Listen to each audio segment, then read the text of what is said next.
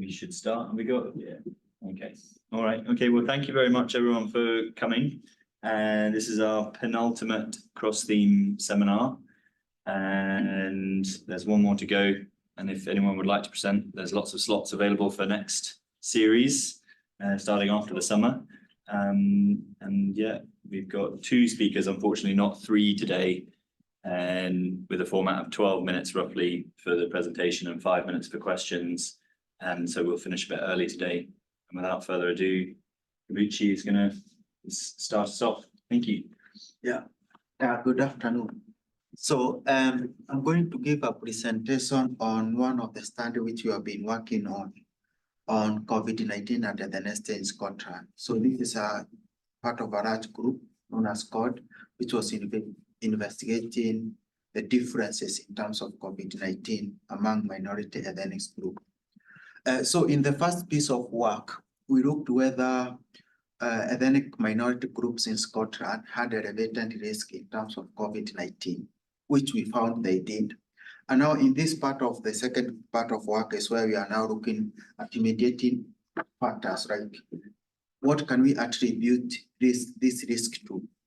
And in this paper, we are working only on occupation to see whether ethnic inequalities are mediated by occupation risk. So that's the list of co-authors from Glasgow, but we have also other co-authors from Edinburgh University and Manchester University, among other institutions. So I will start by giving an overview of introduction. Generally, as I said, we found that ethnic minority groups had elevated risk of severe COVID-19. And not only in UK, but also in the rest of the world. However, little is known to the extent to which occupations experience the ethnic inequalities in COVID-19. Why interested in occupation is that we already know that in terms of determinants of occupational risk to COVID infection, they depend on the number, like the number of people you are interacting with, the frequency of the interaction, the duration, which is in terms of the time, and the proximity of the infected individuals. Meaning that if, let's say, you're in an occupation where the number of people you're interacting with, the number of times you are interacting with them, and also the duration, there's high risk that you'll become infected. And in UK, some occupations, especially in healthcare, social care, and also education, had particularly higher risk of COVID-19. And this can be explained because in these occupations, in terms of the number, frequency, and also duration and proximity of how the individuals interacted with each other were high. And in addition to that, most of the minority and ethnic group are usually represented in these occupations compared to white group. Now, the hypothesis is that occupation mediates the relationship between ethnicity and severe COVID-19. And now is to try and separate the risk which can be attributed to ethnicity and the one which can be attributed to the occupation.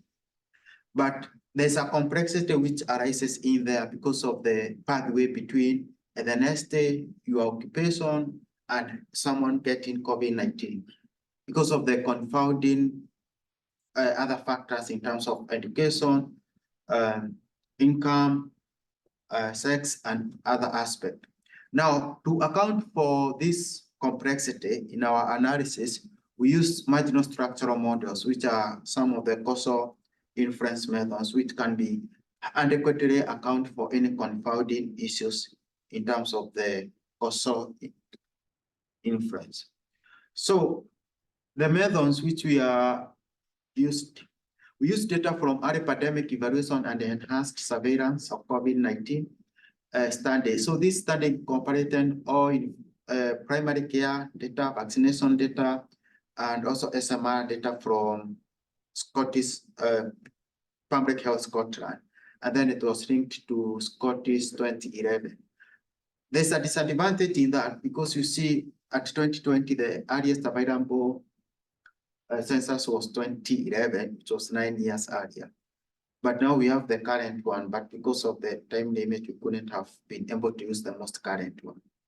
And then we included all Scottish residents aged 30 to 64 years as of March 2020. So we are using March 2020 because that's the date when the first COVID-19 infection was reported in Scotland. And then the reason why we are using 30 to 64 years is because we expect these people were at working age in 2011 when the census was conducted. Then the standard period was from 1st March 2020 to April 17, when the testing ended, the normal self-testing ended in Scotland. And our outcome is via COVID-19, whether someone was hospitalized or died because of COVID-19. So in our analysis, so the exposure will be self-reported at the nesting. And we had two groups, white versus white, which we call like aggregated. And then disaggregated, we had 6 categories where we had white Scottish as our reference, other white British or Irish, other white South Asian, African, Caribbean or Black, and other ethnic group. Our mediator of interest was occupation risk, and it ranged from low, medium, high to those who were economically inactive, and was based on SOC 2010. So in terms of coming up with the 3 categorization, so we have 5 co-authors whom we individually ranked various occupations at high, low, and low risk. And then we sat together, we see the agreement. Where there was a disagreement, we come together and decide which category for it to be classified in terms of whether it's low, medium, high. For confounders, we considered the 3 main confounders and were sex, age, that to 64 years, and the health bonds, the 14 health bonds in Scotland. And for intermediate confounders, we considered the SMID and education, whether someone had degree and a non-degree. But also we did some sensitivity analysis where we considered education, number of cars in the household, but the results were more or less similar. So this is the dark representing the graphical representation of the causal pathway. So here we have our exposure, which is the next day, and here we have occupation, and here we have severe COVID-19. These are our confounders, which are age, sex, health board. And then our intermediate confounders, area deprivation, and then education. For, as I mentioned previously, so for statistical analysis, we use marginal structural models, and they incorporate 2 processes. So the first process is to estimate the total effect, which we estimate the awareness when it regressed. The estimate of severe COVID-19 when it's regressed on the nesting. Well, the second one is controlled direct effect, which estimates the parameter for the nesting when severe COVID-19, which is our outcome, is regressed on both the nesting and our mediator of interest, which is occupation. So, and we created 2 sets of weights. The first one is exposure weight, which accounts for covariate in the main population, but they are not associated with the exposure, and also the mediator, which addresses the mediator outcome relationship. So going back to the dark, so for mediator weights, so they address this mediator outcome, mediator relationship.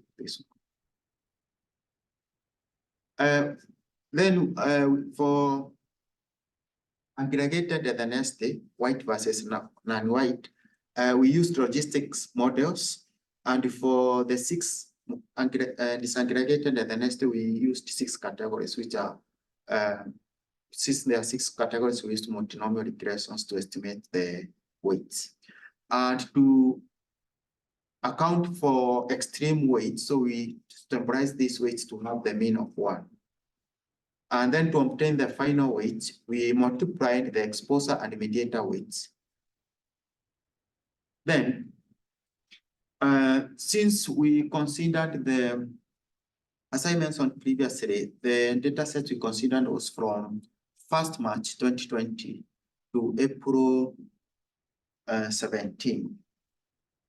and 2022. And we considered only the first infection or the first death in terms of analysis. And we, like, in terms of the survival, so when was the first instance of being hospitalized? And we used Koch's proportional hazard model, survival model, and we adjusted for covered age, sex, age, and healthy pool for dumbo robustness. And to see the percentage change in terms of the next effect on severe COVID-19, we also calculated the percentage change, or sometimes it's known as proportional eliminated, where you calculate what was estimated in when you controlled for total effect and for controlled direct effect. And then you can see if you are to condition or you are to eliminate differences in occupational risk, how much will the risk in terms of severe COVID-19 reduce? 10 minutes, Kibuchi. 10 minutes, okay. So these are the results, but for baseline characteristics, so we considered 2 million individuals who are aged 30 to 64 years. And for aggregated, we can see that white majority were represented almost 96.6%, and only 3.4% were non-white. With 0.7% of non-white group experiencing severe COVID-19 or death, compared to only 0.5% for white ethnicity, meaning there is 0.2 percentage differences in terms of higher risk for non-white group. For disaggregated, the percentage for white Scottish is the highest, followed by white British or Irish, other white, and South Asia, with African, Caribbean, or Black being the lowest at 0.5%. For disaggregated, the severe COVID-19 was highly experienced by South Asian people, followed by white Scottish and Black at 0.6%, and other white at 5%. So you can see that for Asia is 0.9%. So these are the main results, where for aggregated the reference was white ethnic group. And then for total effects, when we can see that it was like 1.6%. Like the risk of non-white group was like 1.6 times higher risk compared to white group. And after controlling for direct effects, we can see that it's 1.7, an increment. And for percentage change, it was 6.1% in terms of the reduction. When we go to segregated ethnicity, you can see that for the reference as the white group here, for white British, they had naturally they had a lower risk compared to white Scottish and also other white, but then South Asian and African had high elevated risk, and also they are significant. And when we go for controlled direct effects, we can see that there's an increase in terms of risk for white group and for African Caribbean. But we can see that after for controlled direct effect, for African Caribbean is not significant. And in terms of percentage change, we can see that in terms of there's an increase for other white and South Asian after controlling for occupational risk as mediated. Is that percentage change what would happen if you normalize the occupations? Yes, So for conclusion, we have some.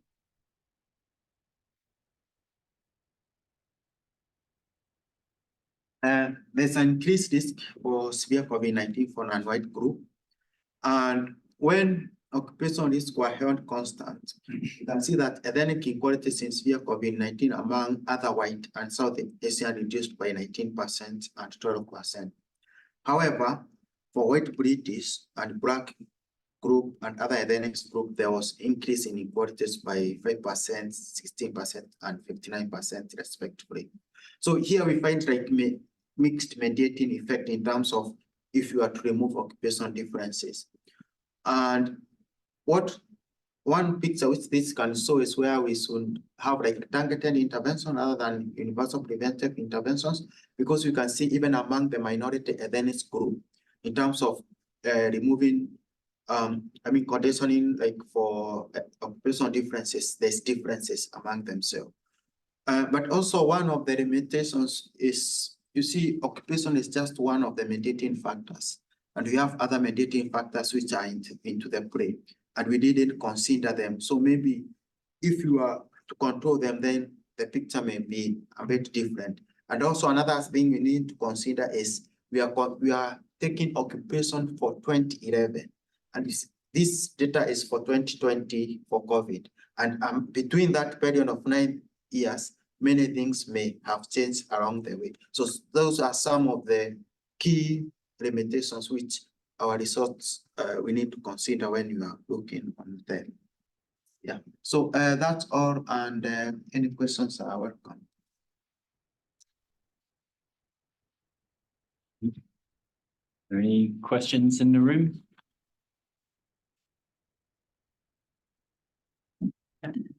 Do we have the demographic information for the different ethnic groups table? Yeah. As I look at your table, I'm thinking, oh, where am I? I'll be the others, basically. I'm Chinese. So I just wondered whether Chinese in Scotland is mostly young, students, which means that they have less risk in terms of COVID-19. Yeah, but when you are in the first work where we didn't disaggregate the ethnicity, like we use the 16 ethnicity like Chinese by themselves, they had less risk in terms of the overall occupation. But when we looked for the deaths only, they had more elevated risk of death compared to the white Scottish. So there's that analysis which is already published where we looked for each ethnicity, and you can see the differences among even, and also what we found was aggregating aggregating the next group actually leads to hidden bias, because like for white group, white gypsy, they are usually grouped as white, but in that analysis they had the highest risk even compared to Pakistan groups. But when they are put into the white group, they are masked. Thanks very much for that. I think I just missed this, but the occupation groups, what were they exactly? I didn't see. Yeah. So what we did was to have the whole list of SOC 2010 or the occupation risk. Then 5 reviewers, Vital, Ronan, Anna, and Ria, we ranked them higher, low, medium, and high based on perceived risk of COVID-19. Then after that, we sat down and created a table. And if all of us agreed it's high, then it was ranked as high. And if there was a disagreement, then we decided which category to run. And high in terms of risk of infection from exposure. Yeah. Well, economically inactive are those people who are not working at that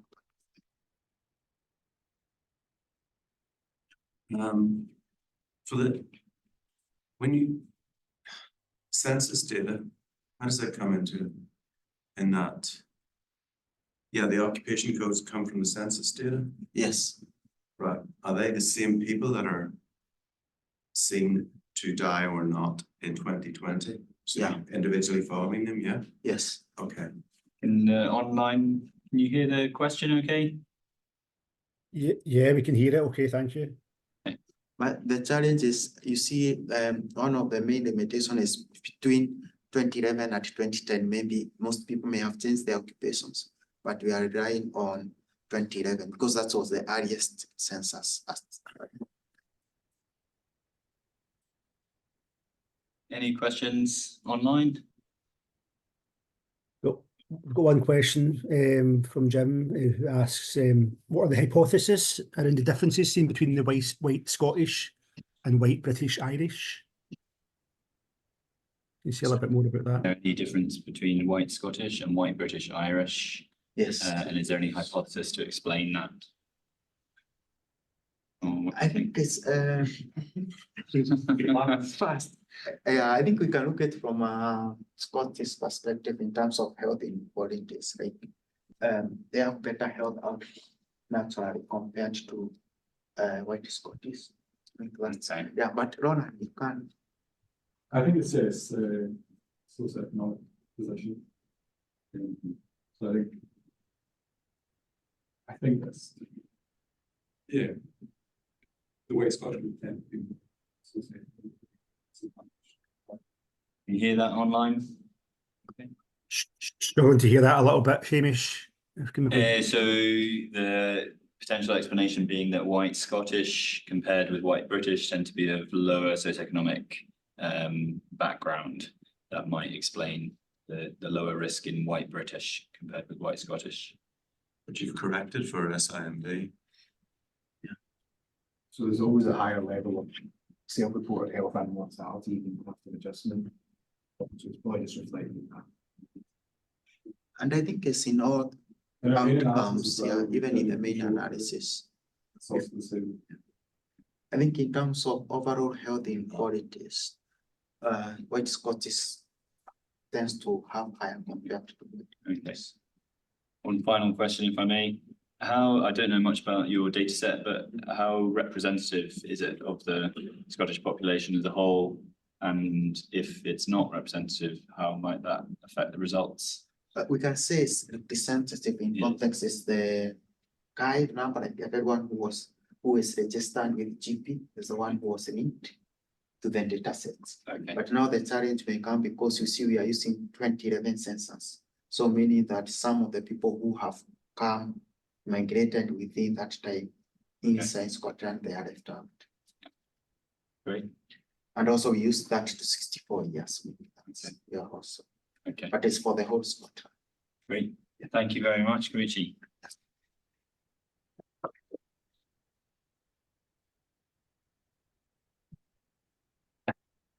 Then now have David, who's going to share screen. Probably do it just as well as me. Probably not. And yeah, if you don't mind introducing yourself, I forgot to say that. So Don't you worry. Great, thanks. You're not pronounced Baruffati here. Yeah, thanks, Hamish. My name's David Baruffati, work upstairs, know a lot of you already.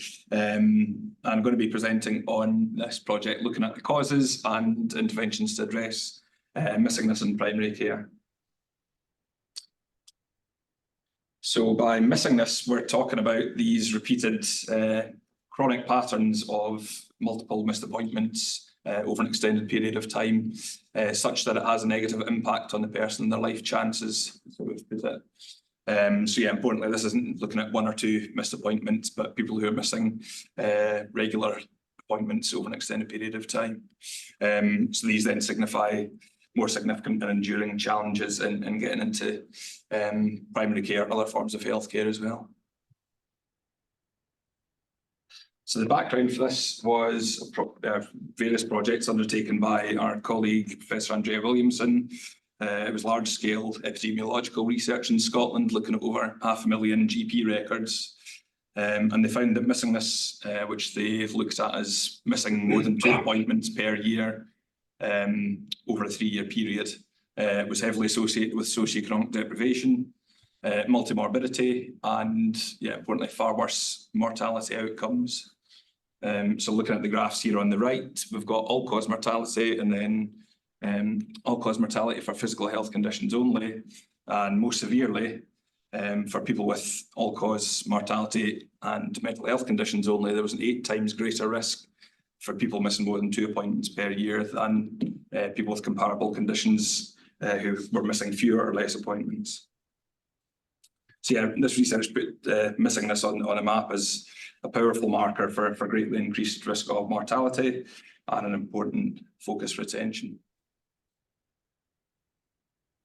So yeah, after this research, there was still a number of weaknesses in the more general missed appointments literature. So most research focuses on missed appointments generally, conflating single and multiple missed appointments. typically frame it as a problem caused by patients and for services, and then develop interventions which will help services, or suggest general interventions such as, text reminders, which wouldn't really benefit the kind of populations that we're looking at here. So our research then asked, what do studies and key stakeholders say about the causes of missingness, and what interventions might help to address missingness? So the methodology, we took a realist approach, which means developing and refining a theory about the causes of missingness and the mechanisms sustaining it across different contexts in order to inform ways to address it.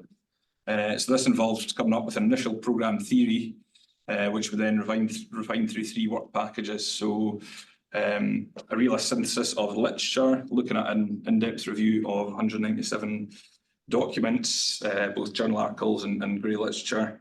Then trying to strengthen this by undertaking 57 so far qualitative interviews with professionals and experts by experience of missing multiple appointments, all sampled from across different health and social care organisations.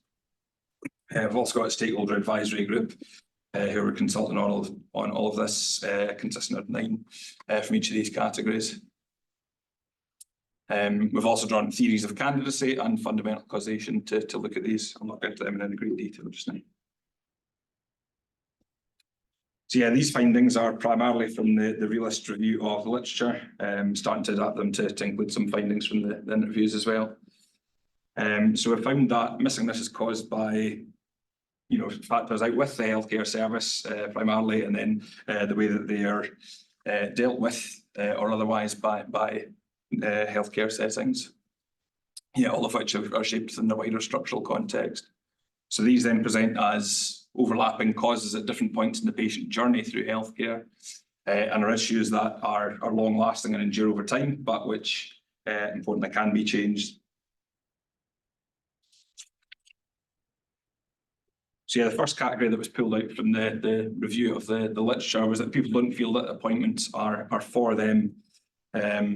Health literacy is at play here, where people don't recognise that their health's a problem or see a need to attend. Based on previous experiences in healthcare, they might have low expectations around whether the appointments can solve a problem. This is also the case for people who have kind of social issues going on outside of just medical issues. People are anxious or worried about what the appointment involves or might mean. So this can include things to do with the condition itself or the way that they might be treated, linking into the point below about stigma, shame and embarrassment. And linked to class here as well, primarily, people often spoke in the interviews about seeing themselves as undeserving of healthcare, as you can see in the quote to the right there. So yeah, all of these feelings tie into what people have been offered in the past by services and how services have treated people. So patient-side drivers that we've got here, language, literacy, mental health, cognitive issues, confidence, can all be reinforced by the healthcare system, not offering the space, time or help to communicate people's needs effectively. So things like not offering people communication options for getting in touch, low continuity of care, and short appointment times, 5 minutes, people often telling us not being long enough for people with more complex medical and non-medical needs. There also might be disagreements about the causes of or solutions to a health problem. And just a sense that there's no space for negotiation, and that's exacerbating power inequalities. So as a result, people end up offered things that don't fit with their needs or circumstances, and over time have reduced trust in the healthcare system to meet their needs.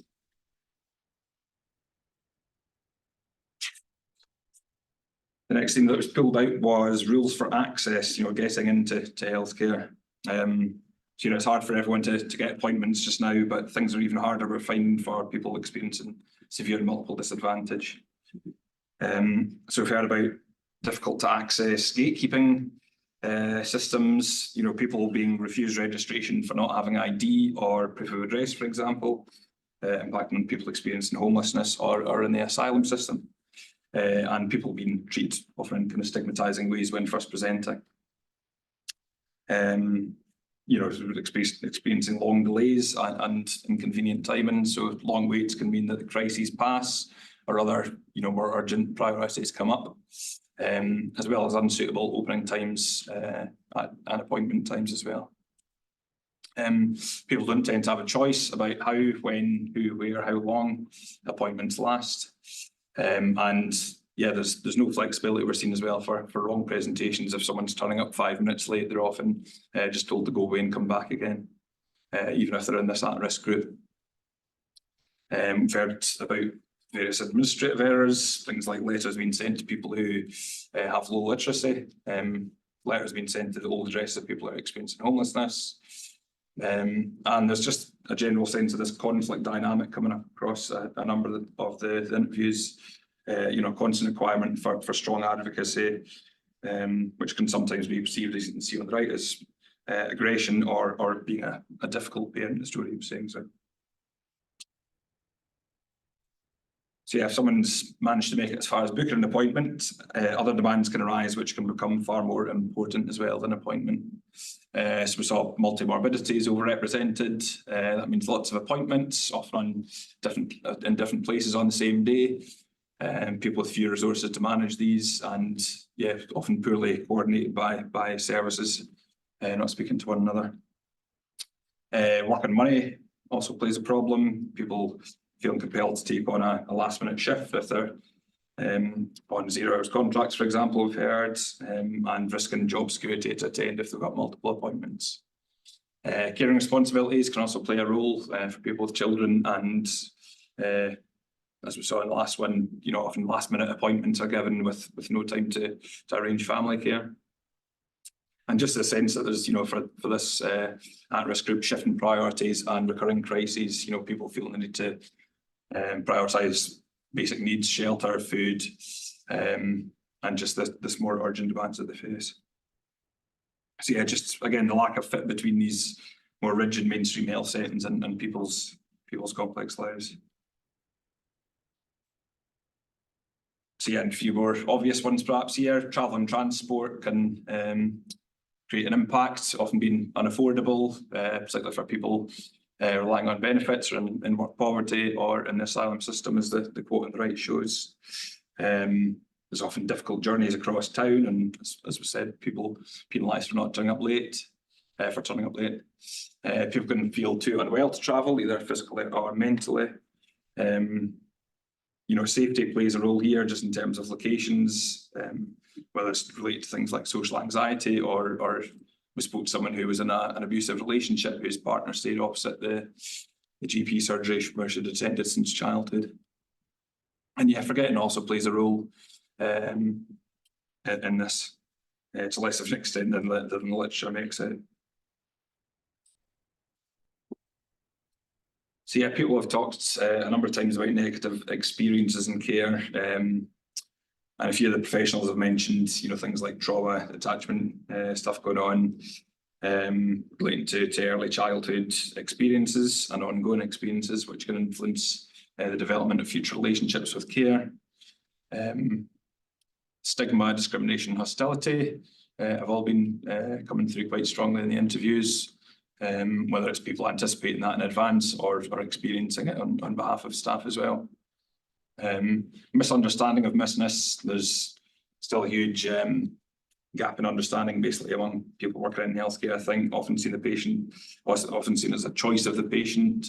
We spoke to a GP who was saying he went through 3 phases basically. The first was kind of getting angry at patients for not turning up, thinking, why is he wasting my time? Are they wasting my time? Then going through the slightly jaded, thank God I've got 5 minutes to catch up on other things. And then only when he went into inclusion health kind of settings, he thought, maybe people have other things going on as well. But we still see a punitive response, often 3 strikes and you're out rules, even in places like mental health services. And we've heard from a few professionals as well about the tendency to prioritise easier patients. One psychologist was telling us that often people in this group tend not to evoke sympathy. The kind of challenges that they're facing are often visible, and yeah, more readily understood as being a choice. 10 minutes, sure. Yeah, the wider context within which some of these, or which all of these drivers emerge really are shaped by, wider social determinants of health, themselves shaped by political determinants. So austerity has come up in a few interviews, and it's kind of underlay a lot of the answers and others. Reduced funding for services, both healthcare and wider services, a greater mortality burden. So, it's a real impact on things like staffing shortfalls as well. There's a sense of firefighting we've heard about. Not offering time for regular care, let alone reaching out and spending time engaging people experiencing missingness, and staff burnout as well. NHS funding structures also can contribute here. So there's inequality through things like the quality outcomes framework, kind of rewards-based, target-based kind of interventions where you get 90% of people coming in for certain, kind of healthcare procedures and receiving rewarding funding for that. So these kind of things end up perpetuating inequality within general practice. And all create a disincentive to engage people in this at-risk group. So yeah, we're still pulling out some actual interventions in terms of the specifics with our advisory group, but just some general principles are emerging. This concept of proportionate universalism, resourcing and delivering universal services to a scale and intensity proportionate to the level of need. In terms of specifics of interventions, identifying at-risk patients, reaching out and following up, whether that's kind of pre-appointment or after they've missed appointments, to ask what's going on for them, and then building a localized picture of missingness in your local context. Importantly too, most of these drivers obviously are with healthcare, so identifying some of these and collaborating with other services, specialist services to address these. Recognising that there's no one-size-fits-all approach that's going to cover everyone here. An increase in resourcing for healthcare and other relevant services, and for long-term reduction in these barriers, addressing wider socioeconomic inequalities is important. For research as well, just flipping the current tendency on its head to reframe this as an issue for patients rather than for services particularly. More qualitative research to understand the why of why this is going on across different contexts. Something that's lacking from this and other healthcare literature often is just greater engagement with political determinants and wider causes of causes. Thank you.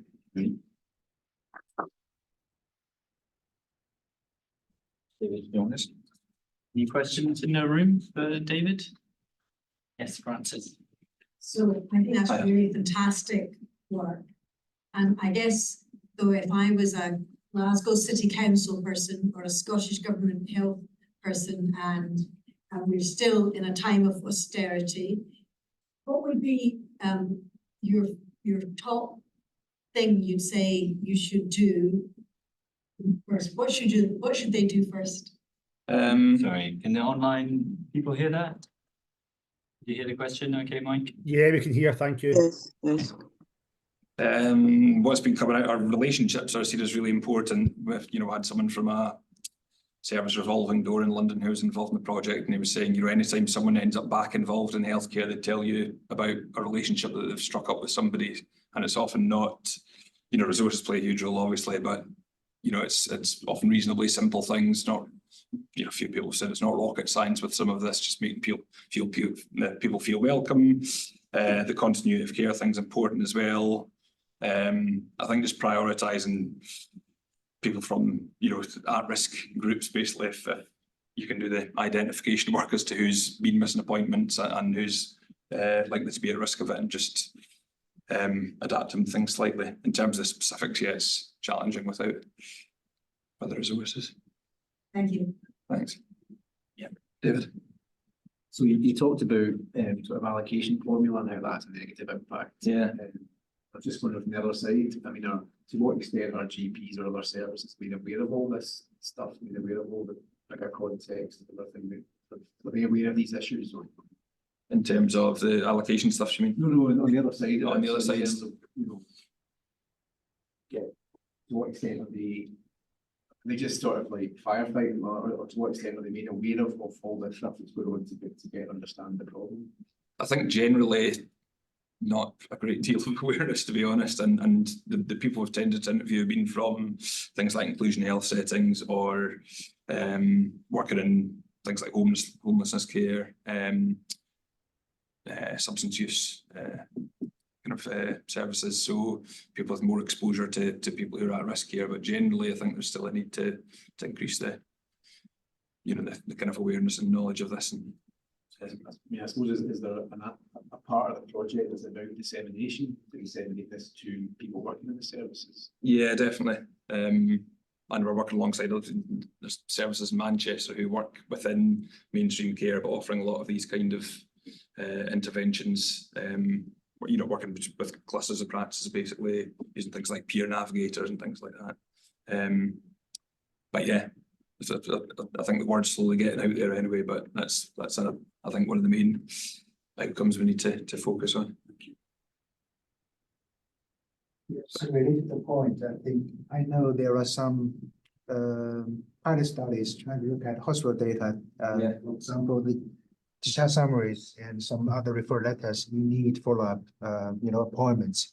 I look at the system, at 6 months, people got pulled out of these follow-up appointments. Can pick up those people, just use EHRs from the hospitals. Yeah. That might be something kind of relevant to this. Yeah. Do you know who is missing? Help contact them in advance of working today. Yeah. We're hearing various ideas about how to identify people who are missing, well, people who have missed appointments previously, obviously, people who are, other people understand this better than I do, but the quality outcomes framework, you can exempt people from, so they're not included in your percentage of people who've turned up, and, other services have said, look at people exempted from it because they'll be the ones that, are missing appointments regularly. Even people talking about looking at exclusion rates in school, or people who are being excluded in school and trying to intervene early on. So various ways basically, but I think it'll be a patchwork of the methods. Yeah. I think they also have worked as a GP. Yeah. And I'm pretty sure, I'm not sure if it's still the case, but I know that previously it was the pandemic, that missing a number of appointments was actually like a number of strikes and you're out sort of thing. People will be threatened with being removed regardless, which is like the opposite. It's just exacerbating the same thing. And I think it's like you see that kind of attitude. I think there's very little understanding that actually that person is struggling to access what we're providing. But yeah, it just kind of flags up that that's the extra support, not being penalised for it. No, definitely. Yeah. But yeah, as I say, even mental health services, we hear doing the 3 strikes and you're out rules, which isn't great. Any questions online? Francis has another question. Greater Glasgow and Clyde has a 1 strike and you're out. So if you miss your appointment to the hospital, you're out. So, I do think that being changed would be a good first step.